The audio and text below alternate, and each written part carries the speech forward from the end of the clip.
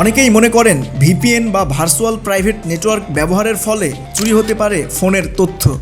কেউ কেউ মনে করেন এসব অ্যাপস ব্যবহার করলে ফোন বা কম্পিউটারের অ্যাক্সেস চলে যায় হ্যাকারদের হাতে। তবে আসলেই কি তাই? ভিপিএন ব্যবহার করা কতটুকু নিরাপদ? এই প্রশ্ন নিশ্চয়ই আপনার মনেও ঘুরপাক খাচ্ছে।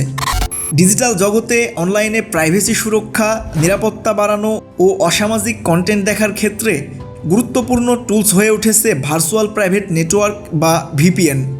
বিশ্বব্যাপী এর জনপ্রিয়তা বেড়েই চলছে। তবে ভিপিএন ব্যবহারের আগে এই প্রযুক্তি সম্পর্কে পরিষ্কার ধারণা থাকা জরুরি। ধরুন একটা শহরের নানা প্রান্ত বেশ কয়েকটি টানেল দিয়ে সংযুক্ত। গাড়ি টানেলে প্রবেশ করার পর কোন পথ ধরে কোন প্রান্তে যাচ্ছে তা বাইরে থেকে বোঝার উপায় নেই।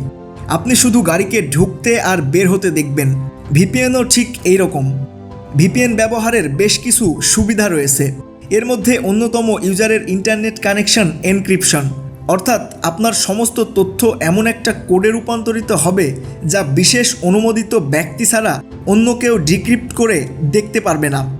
এতে হ্যাকার, সরকারি সংস্থা, এমনকি আইএসপি বা ইন্টারনেট সার্ভিস প্রোভাইডাররাও আপনার তথ্য মনিটর করতে পারবে না। তাছাড়া ভিপিএনের সহায়তায় আপনার পরিচয় থাকবে অ্যানোনিমাস বা অজ্ঞাত।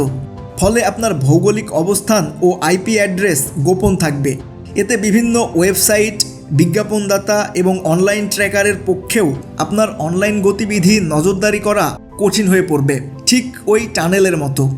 ভিপিএন ব্যবহার করে দুর্গম জায়গা থেকেও নেটওয়ার্ক সংযুক্ত করে ইন্টারনেট ব্যবহার করা সম্ভব।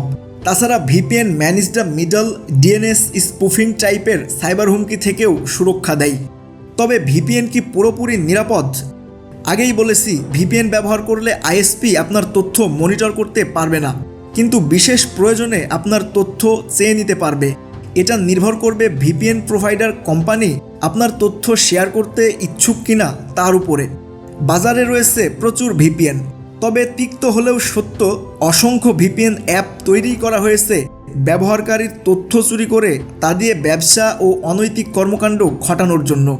2019 সালে প্লে স্টোরের 150টি জনপ্রিয় ভিপিএনের 25% বেশি অ্যাপের বিরুদ্ধে তথ্য বিক্রি করার অভিযোগ উঠেছিল।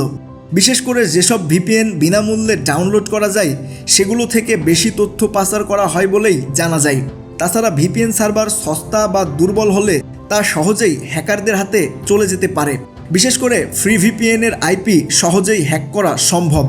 এছাড়া ভিপিএন ব্যবহার করে সামাজিক যোগাযোগ মাধ্যম বা ফ্রিল্যান্সিং ওয়েবসাইট ব্রাউজ করলে তারা আপনার অ্যাকাউন্টও সাসপেন্ড করে দিতে পারে।